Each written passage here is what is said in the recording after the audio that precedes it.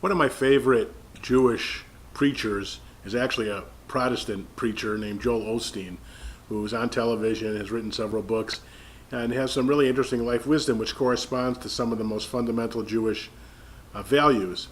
And I think in a lot of his books he talks about one of the central predicaments of the age and the era, and it could be all of humanity for all time, which is low self-esteem. He says, even, quote, even if the bottom falls out of your life, your attitude should be, God, I know that you're going to turn this around and use it for my good. God, I believe you're going to bring me out stronger than ever before. It's clear that we have the capacity to do ourselves in. He tells the story of a fella who was locked into a meat locker over the weekend, and he said, I'm going to freeze to death. No one can find me until the morning, till the weekend's over. And when they found him Monday morning, the weekend was over, he was dead, frozen to death. The only problem was the freezer wasn't on. It was a perfect fine temperature. In his mind, he developed a mindset of doing himself in. And Osteen goes on to talk about how when times get tough or things don't go your way, keep your confidence up. When discouragement comes or when people tell you your dreams are never going to pass, you're never going to be happy, you can change. God is opening all kinds of doors of opportunity for you. He's restoring relationships. He's softening people's hearts for you. God is completing what you started.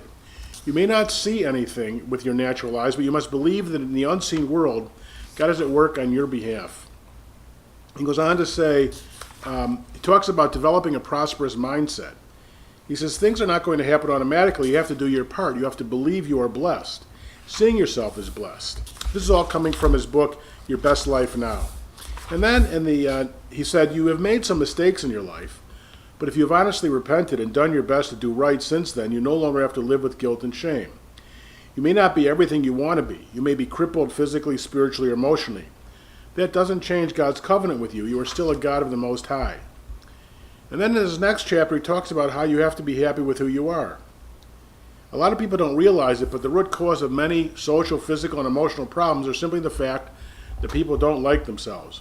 They are uncomfortable with how they look, they talk, they act. They don't like their personality. They're always comparing themselves to other people. You know, I'm 5'7", not 6 feet. I'm overweight, although I'm continually working at it and losing weight. I made way more than my fair share of mistakes.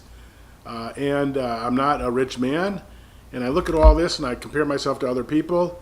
And it's easy to feel defeated. But his chapter here talks about how you have to learn to be happy with who you are. And he says God has an individual plan for each of our lives. Just because something works for somebody doesn't mean it's going to work for you. We make the mistake of trying to copy other people, we're going to be frequently frustrated. And we don't have to.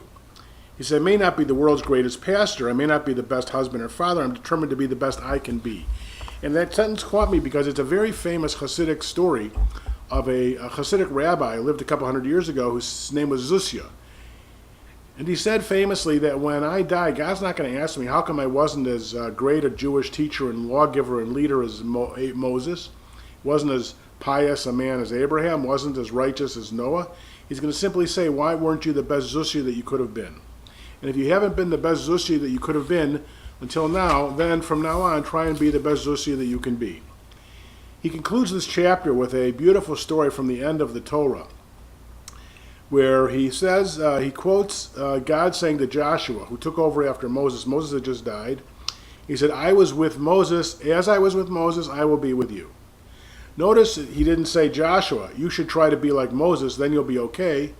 No, he said to Joshua, be the original Joshua. Be the one who I made you, and then you'll be successful. So we have this notion that God has a plan for us, that God knows us individually and personally. That's Maimonides' 10th principle of his 13 principles of faith. And that God loves us and wants us to succeed and be the best that we can. But we have to take our efforts and take that seriously and believe that God has a good future in store for us.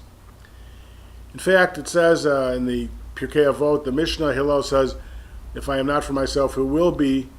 That God loves us and wants us to be the best. And that's what we have to strive to be. To say, yes, I've made my share of mistakes.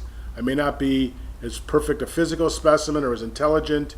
You know, I was around a lot of intelligent people in my life, and I still remember as a kid, I'm a pretty smart guy, but I was with guys who were these super geniuses, three of them, that just intimidated me by their brilliance.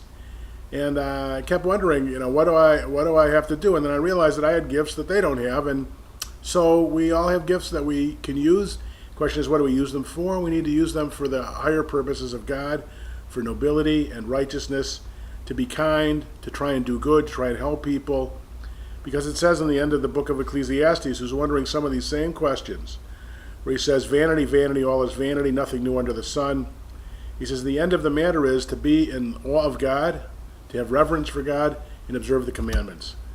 And so, simply the question to ask ourselves every day is, what does God want with the particular attributes that I have? How can I best contribute to the world, to make the world a better place, to repent for my transgressions, to be a good person to those around me, and then we will do God's honor and honor to God.